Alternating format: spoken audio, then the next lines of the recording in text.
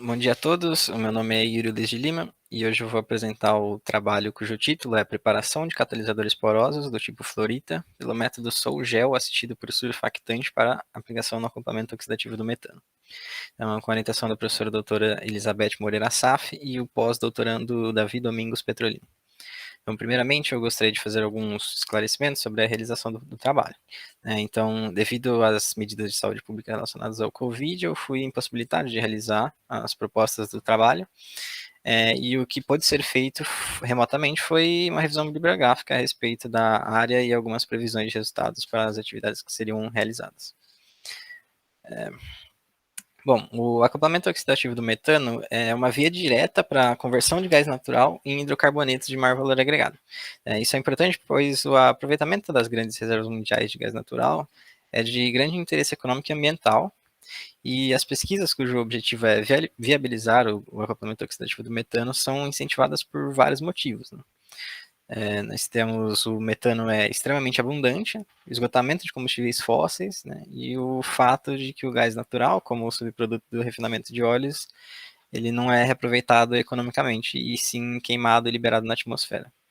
Então, a reação ela ocorre com metano reagindo heterogeneamente na superfície do catalisador com espécies ativas de oxigênio, extraindo um átomo de hidrogênio da molécula de metano e formando os radicais metilo. Então, esses radicais eles são liberados na superfície do catalisador e reagem entre si para formar o etano, que acaba desidrogenando em eteno. Então, essa figura é um modelo adaptado da literatura que mostra os caminhos da reação. Então, o metano ele é convertido em 3 reações paralelas. Na etapa 2, temos a formação do etano. Na etapa 3, temos a oxidação a monóxido de carbono. E na etapa 1, temos a oxidação a dióxido de carbono. Na etapa 5, temos a desidrogenação oxidativa do etano, enquanto que na etapa 7, a desidrogenação é térmica. Nas etapas 6 e 8, temos a formação do monóxido de carbono, quando ele reage com oxigênio ou com água, e temos também a formação de dióxido de carbono a partir da reação do monóxido de carbono com oxigênio, que correspondem às etapas 9 e 10. Bom, no entanto, o acoplamento oxidativo do metano ele ainda apresenta desafios para se tornar economicamente viável, e isso se dá principalmente pelo fato de que existe uma grande dificuldade na compreensão teórica e as situações necessárias para que a reação ocorra de maneira satisfatória. Os catalisadores que obtiveram mais sucesso são sistemas complexos, de tal modo que é difícil atribuir qual ou quais características estão influenciando positivamente a reação. Então, através do esforço de inúmeros pesquisadores na busca de novos catalisadores, características importantes foram atribuídas às condições necessárias para a reação. Então, a gente tem os tipos de sítios ativos, que no caso são as diferentes espécies de oxigênios, as vacâncias de oxigênio na superfície do sólido. Então, quanto maior a concentração de oxigênio de rede, mais fácil a abstração do hidrogênio do metano ocorre. Nós temos as propriedades ácido-básicas dos catalisadores, né, em caráter básico moderado, obtido através da presença de metais alcalinos ou alcalinos terrosos nos catalisadores, melhora a seletividade da reação. E temos também a capacidade de redução da superfície do óxido. Então, a concentração de espécies de oxigênio depende do quão fácil o catalisador pode ser reduzido.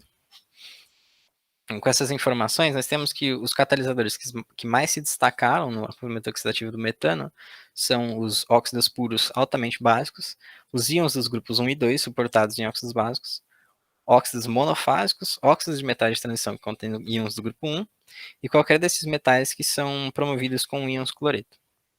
Então, porém, o foco desse trabalho, eles são catalisadores do tipo A2B2O7. Eles apresentam todas as características mencionadas no slide anterior, além de características únicas, né, como alta estabilidade térmica, boa condutividade de oxigênio e resistência à sinterização de metais substituídos. Então, muitos estudos a respeito desses catalisadores mostraram que metais de terras raras trivalentes no sítio A fornecem alcalinidade juntamente com alta mobilidade de oxigênio na superfície. E outro fato observado é que a estrutura cristalina pode ser alterada ajustando a razão dos raios A e B. Se a razão é maior que 1,78, temos uma fase monocíclica de perovskita. Se a razão está entre 1,46 e 1,78, nós temos uma fase pirocloro ordenada cúbica. E se a razão é menor do que 1,46, nós temos a estrutura do tipo fluorita. Esta figura obtida da referência A2 mostra 3 catalisadores do tipo A2B2O7. O A é o lantânio 2, titânio 2, oxigênio 7, de estrutura monocíclica de perovskita. O B é o lantânio 2, zircônio 2, oxigênio 7, de estrutura pirocloro ordenada cúbica. E o C é o lantânio 2, sério 2, oxigênio 7, do tipo fluorita. Isso é importante, pois foi observado que as estruturas do tipo fluorita, a qual será utilizada nesse trabalho, e a estrutura pirocloro ordenada cúbica são as mais promissoras na reação. Agora, quanto à utilização do surfactante plurônico P123, nós temos que uma estrutura de poros no catalisador podem mitigar as consequências causadas pelo alto caráter exotérmico da reação. Então, os poros podem resolver problemas relacionados à queda de pressão, à difusão de reagentes e produtos e à difusão de calor no reator. Finalmente, o trabalho tem como objetivo a síntese de catalisadores lantânio 2, sério 2, oxigênio 7, porosos do tipo fluorita, utilizando o surfactante plurônico P123. Então, melhorando as propriedades texturais do catalisador e testá-los no acoplamento oxidativo do metano. Fazer uma caracterização dos catalisadores sintetizados através das técnicas. Eu fiz inserção de nitrogênio, difração de raio-x e microscopia de varredura eletrônica. E testar a eficiência dos catalisadores na reação do acoplamento oxidativo do metano. Então, os cálculos para os parâmetros são estes apresentados. Nós temos a conversão de metano, a seletividade para hidrocarbonetos e a seletividade para os COX. A síntese dos catalisadores, né? Os catalisadores eles seriam preparados pelo método Sol-Gel com adição de surfactante. Então, primeiro a gente dissolve o surfactante plurônico P123 em água deionizada e em seguida os nitratos de lantânio, sério e estrôncio são adicionados. Logo depois, cerca de 2 ml de uma solução de hidróxido de amônio, 27% em peso, é adicionada gota a gota com agitação para induzir a transição para gel. O gel ele é seco a 100 graus Celsius por 48 horas, seguido de calcinação com aquecimento a uma taxa de 5 graus Celsius por minuto.